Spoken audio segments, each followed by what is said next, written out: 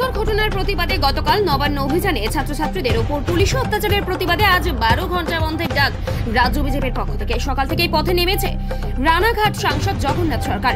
রানাঘাট স্টেশনের আগে রানাঘাট চাবি গেট রেল লাইনের উপরে অবস্থান বিক্ষোভ বিজেপির এই বিক্ষোভে উপস্থিত আছেন রানাঘাট সাংসদ জগন্নাথ সরকার ও বিজেপি কর্মীরা। গতকালকের এই ঘটনার প্রতিবাদে রেল লাইনের উপরে প্রতিবাদ বিক্ষোভ বিজেপির।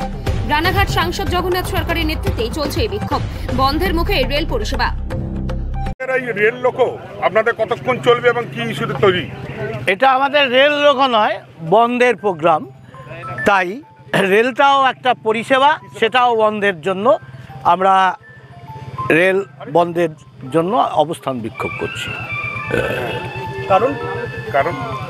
কারণ যে ঘটনাটা ঘটেছে, যে একের পর এক অগণতান্ত্রিকভাবে মমতা ব্যানার্জি যেভাবে অত্যাচার করছে সাধারণ মানুষের ওপর, কিছু ক্রিমিনাল আর কিছু দেশ বিরোধী শক্তিকে দিয়ে আর কিছু পদলোভী প্রমোশনের জন্য ভালো ট্রান্সফারের আশায় পুলিশদের কাজে লাগিয়ে যে নির্মম অত্যাচার বাংলার বুকে নেমে আসছে, একের পর এক ধর্ষণ চাপা দিচ্ছে, ধর্ষককে সমর্থন করে মুখ্যমন্ত্রী বিবৃতি দিচ্ছে, ধর্ষণের তথ্য লোপাটের জন্য একাধিক ক্রাইম ঘটনা ঘটাচ্ছে, আর সেটা চাপা দেওয়ার জন্য আরজি করে পুলিশের সামনে ভাঙচুর হচ্ছে।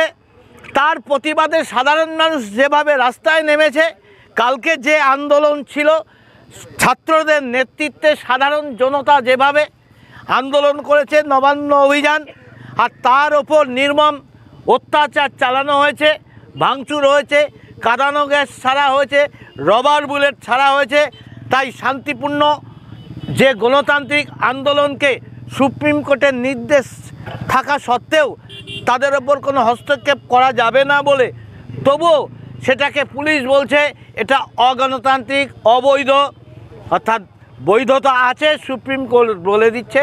তবুও সেই আন্দোলনে যে অত্যাচার চালিয়েছে, সেই ভয়াবহ আন্দোলনের ওপর যে অত্যাচার, তাই অত্যাচার যাতে আর না হয়। আমরা জানি যে ঘটনা ঘটেছে আরজি করের, যে ঘটনা সকলেরই জানা, তার প্রতিবাদে আমরা একদিন, অর্থাৎ একদিনও নয় 12 ঘন্টার প্রতীকী বন্ধ বলা চলে, তাই সেই বন্ধের আহ্বান জানিয়েছি। বন্ধ চারিদিকে সফল হচ্ছে 100%। পুলিশ দিয়ে, কিছু তৃণমূলের উচ্ছৃঙ্খল লোক দিয়ে উত্তপ্ত করার চেষ্টা হচ্ছে, কিন্তু সাধারণ মানুষের সমর্থন আছে।